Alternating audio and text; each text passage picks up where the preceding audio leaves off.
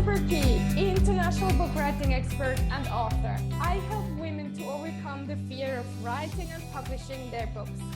And I'm so excited to have Veenu Keller from the US with me. Veenu is a parent coach, best-selling author, speaker, and trainer for Tony Robbins. Veenu has almost every title of mom. She knows all too well about the ups and downs of being a mother. She has created a 4-day program called the In-Home Turnaround. This program allows her to move in with the family for 4 days, help bring peace back in the home, have the parents back in charge, and create a more passionate relationship between the parents. Through the lessons and gifts Veenu has received from her past, it has helped her to be a huge advocate to make our society bully-proof. Her 2 books, BULLYPROOF, Unleash the Hero Inside Your Kid, and Numb, became bestsellers. So welcome to the show, Veenu. Oh, thank you, Esther. It's so great to be here. I'm so honored to be on your show. Thank you.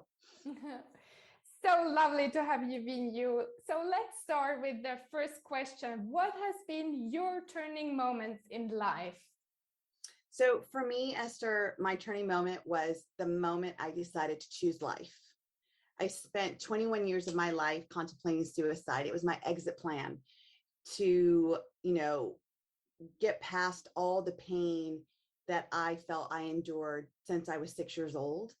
I used to be a victim of bullying, and, the outside voices that you hear from other kids and other parents and teachers and adults turn into be your internal voice. And so there was no escaping it. And, through my journey, which I've written in both my books, it was really about, trying to escape that pain, trying to find a better inner voice. It was constantly self-beating, beating and never self-building. And, I actually had a plan in 2016 to take my life, because at that point, I only had 2 kids at the time, and they were both had been graduated by then. And, I had a belief that, they're adults now, I've done my job, they don't need me, and I can finally go. And so, you grow up living to die. And, I know that sounds so cliche, because we kind of are, we all have an expiration date. And yet I was trying to choose my own date. So my turning point was when I went to my first personal, development seminar, which I've never even heard of. He was named Tony Robbins, and never heard of him before. I accidentally found out about him because I was visiting a friend, and it was a friend of a friend. She's like, "Oh, go to Tony Robbins, it'll make my year." And I'm thinking, there's only 2 months left of the year, but okay, let me see what I can do. And, long story short, I ended up there, and it was through his process that I realized I had a choice. I had a choice to live, or I had a choice to die. And what's great is that as I was seeking control my whole life, that's the one thing I did have control over. And I chose to live. And it was the scariest decision I ever made in my life, because I no longer had an exit plan. I no longer had certainty of what was going to be. And I felt giving up full control of my life by actually taking control of my life. So when I left that event, I remember that feeling of fear, that feeling of scared, but yet that feeling of empowered that I chose life, and that suicide was no longer an option. And I did not know it was going to lead me to here. I just knew that it was going to be one day at a time, and it was going to make, I had to change behaviors. I had to change patterns. I had to change my friends. And it was a slow, but yet fast process, because, I guess 14 years later, or almost 15 years later, here I am, 6-figure coach, best author. I'm a mom of 6 now. I have 4 kids that I've birthed, and I have 2 stepdaughters. And together, my husband and I have 3 boys and 3 girls now. And, I've been with my husband now for 10 years. And so I found love. I created my own business as a coach. Like you said, an author. I have a new book that just came out teach your children that they're enough, because that is the key thing. When I started to, so that you asked me that question, what was the turning point? The turning point was to realize I wanted to live. And then everything just stacked upon that. It's creating new habits. And the first thing I needed to create was my self-worth and my self-love, because nothing was going to be sustainable without those two things. Yeah, wonderful, Veenu. You have this turning moment in this life. Otherwise, we wouldn't be talking now. Yes. So what has caused so much pain in your life? Can you explain a little bit?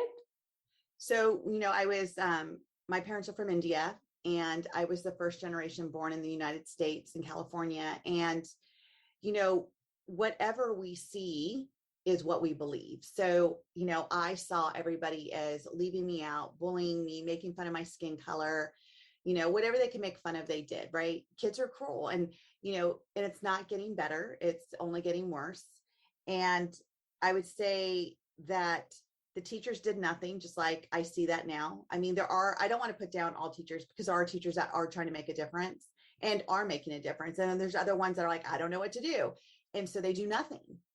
And doing nothing is doing something. It's prolonging this pain that these kids are feeling. And I was different. I was the only Indian kid in my class. I never got picked for the sports. Nobody wanted me.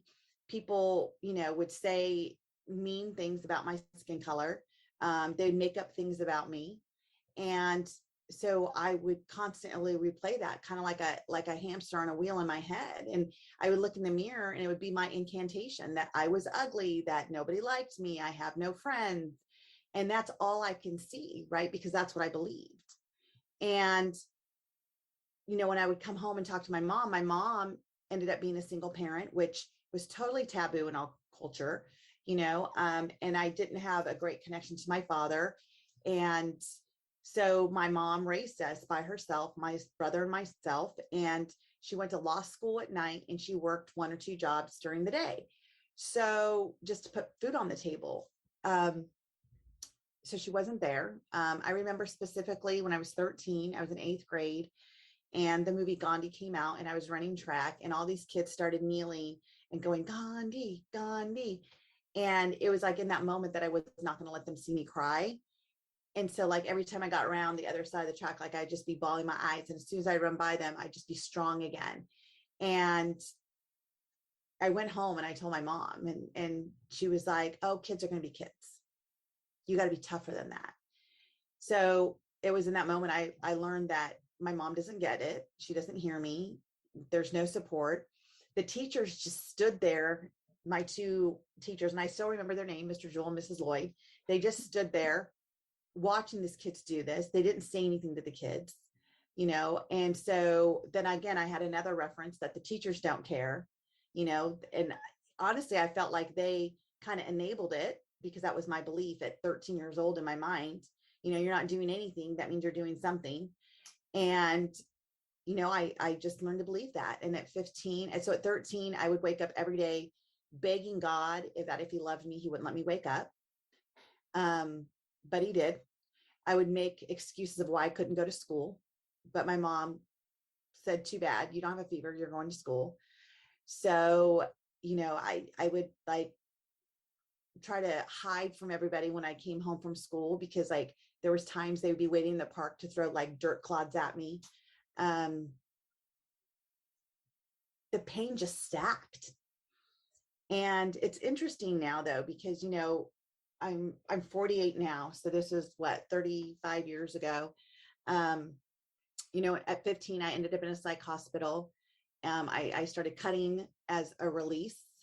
I tried to take my life, and that's how I ended up in the psych hospital for 2 months. And then, you and I were just talking about me going to India. That's how I got to India. My mom was just like so scared that she's not there enough. We're in America. My grandparents are here now too in America. And they kind of came together. They're like, if we're going to save this girl, we got to get her to India, because that's what my family knew, so they sent me to a boarding school in India to kind of teach me discipline, self-respect as a girl, like all these things that their model of the world said, she's not being, so we need to go and take her here.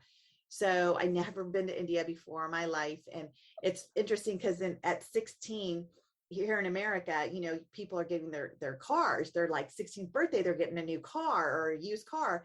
I got literally on my 16th birthday, August 11th, 1989, I was on a plane to India. That was my 16th birthday present. And I was scared. But, you know, one of the things that I have learned over these years of overcoming all of this pain is that blame effectively, right? That's one of the things. And, you know, I have the courage I have today because of that. I have the determination to be something, to be seen because of that. I learned to have a voice because I needed to be heard, and I was no longer going to let them take my voice.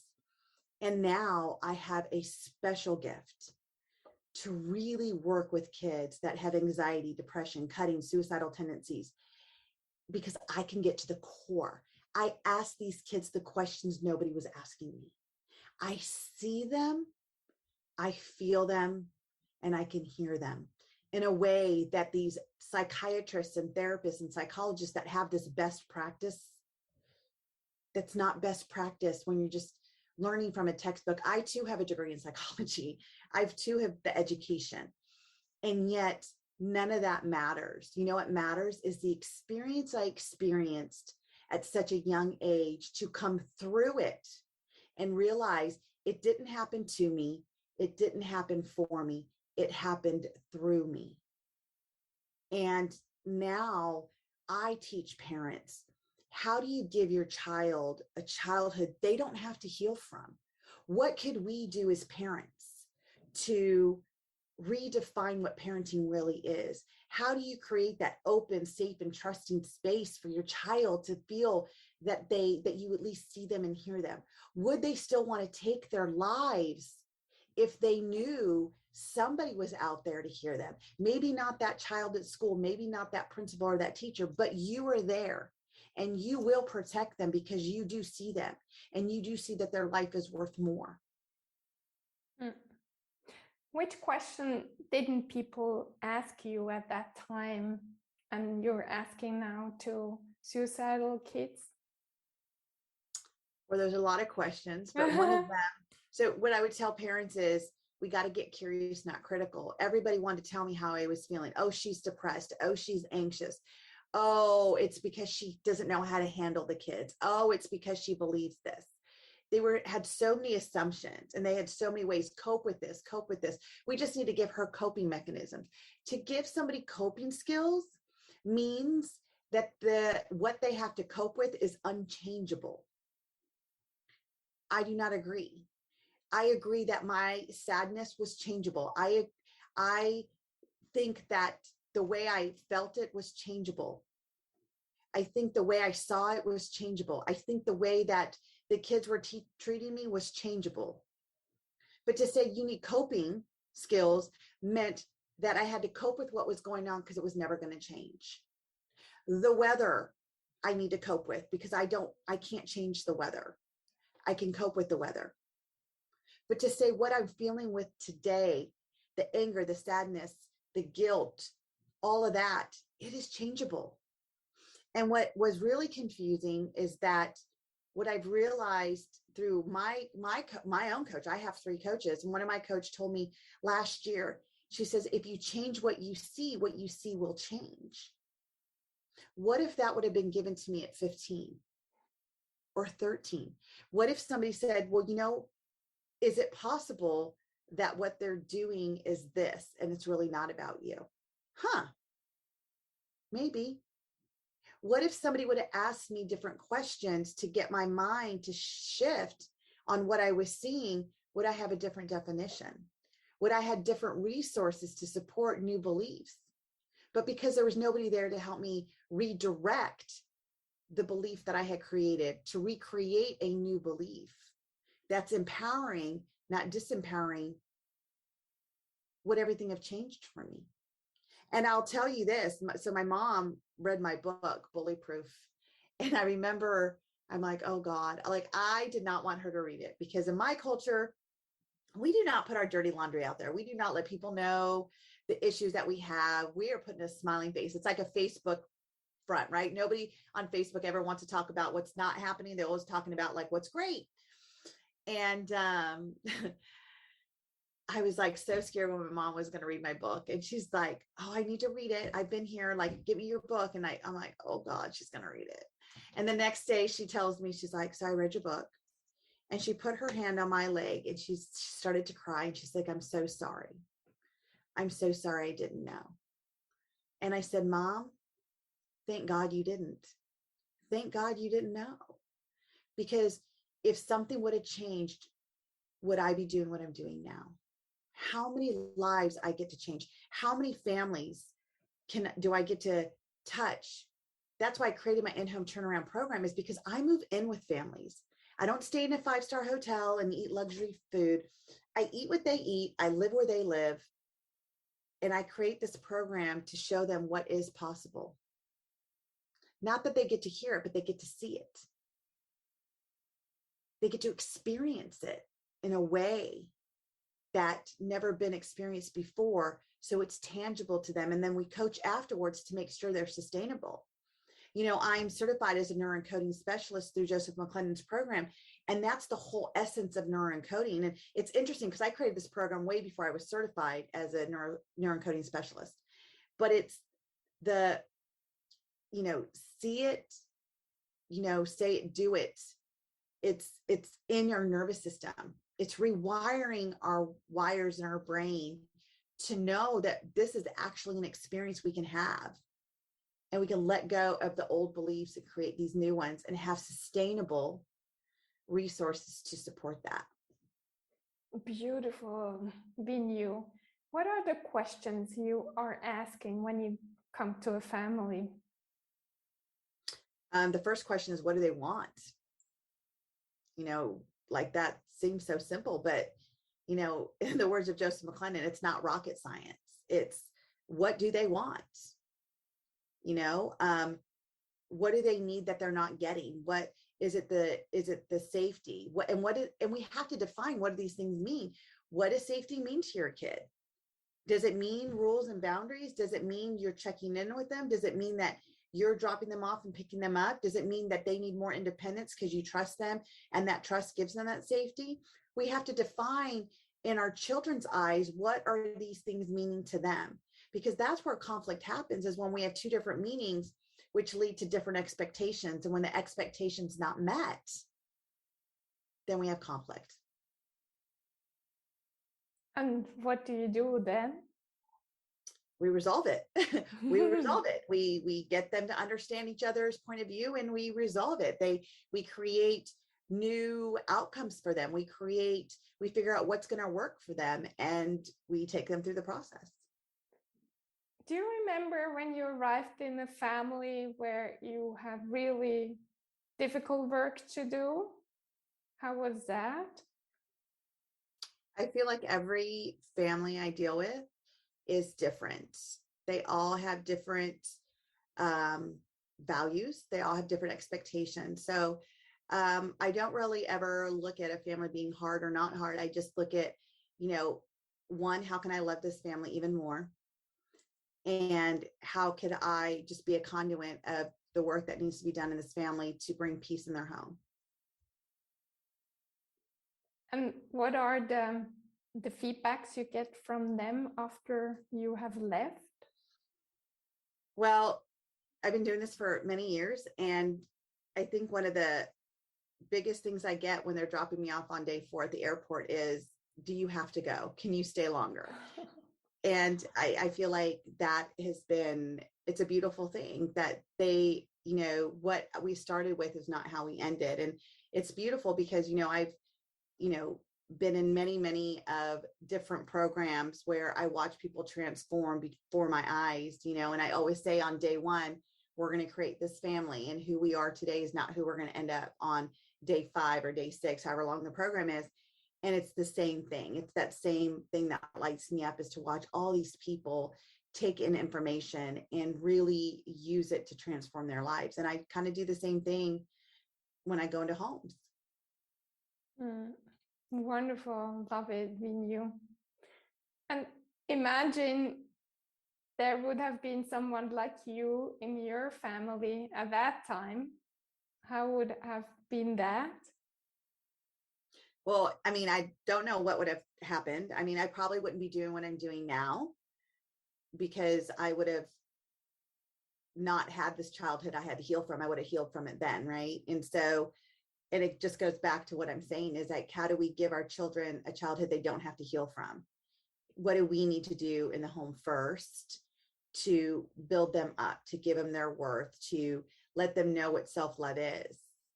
And it's not just by telling them, it's having them experience it. What is the most important question you're asking yourself day by day or every week once? Well, every day I wake up and I first, I have my morning routine and I, thank God for allowing me to open my eyes again. And which is so different from when I was 13, right? Asking him not to. Now I'm thanking him for allowing me. And then I ask myself every day, how can I make today better than yesterday? When it comes to my kids or any conflict I have, there's two questions I ask. One is, how can I be more curious? So I'm not critical. And how can I be more playful? We can't take life so seriously. Like, how can we just play? Beautiful. And what would you like us to do every day more apart from that? Curious.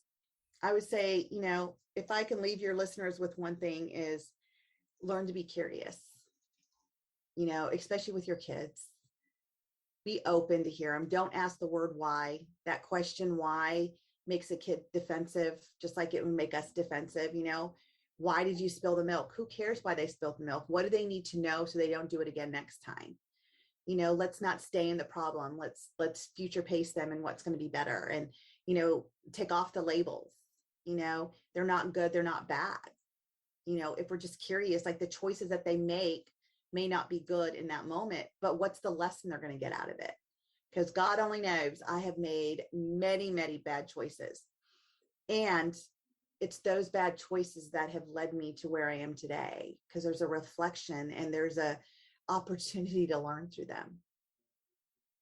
What kind of rituals did you build up with your kids now, Veenu?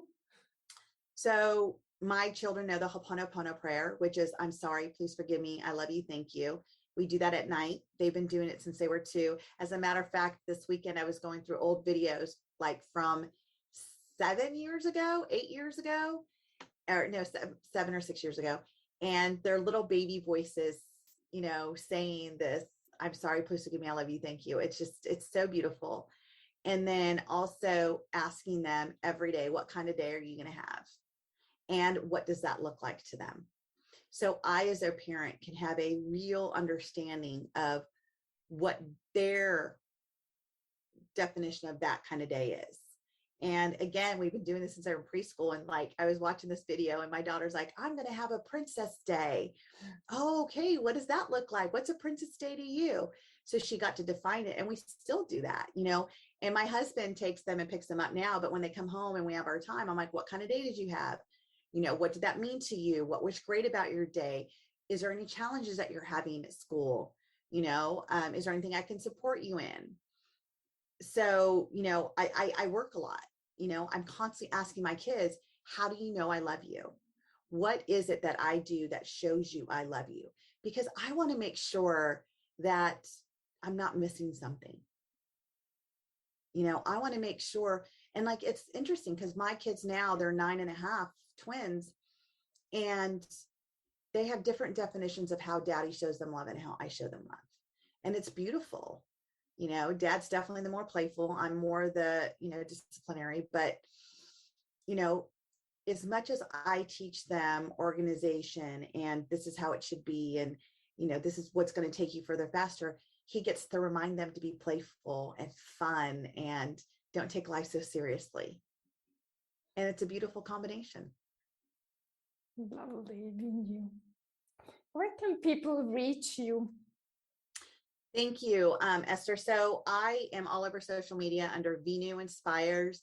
My website is Veenu Inspires. That's VEENUINSPIRES.com. You know, I do free calls. I feel like to gift those calls to people, because sometimes we don't know what we don't know. So even a conversation with me can support you in learning new strategies, see what you're not seeing. You know, how do you know if your kid's depressed or not? You know, a lot of these families think, oh, we're good. You're not good. Every child is going through their own thing. And if your kid is that athlete and has friends and is social, do you know what they're doing? Do you know what they feel? Do you know the definitions they're giving to this? Or are you just looking at as a snapshot thinking that everything's great? Because I used to do the same thing and things weren't great. And that's why I had to change the way I parented. And that's why I redefined what parenting was. Because what I did, my older boys didn't have self-worth. They didn't have self-esteem. They didn't know self-love, because I parented through my old baggage.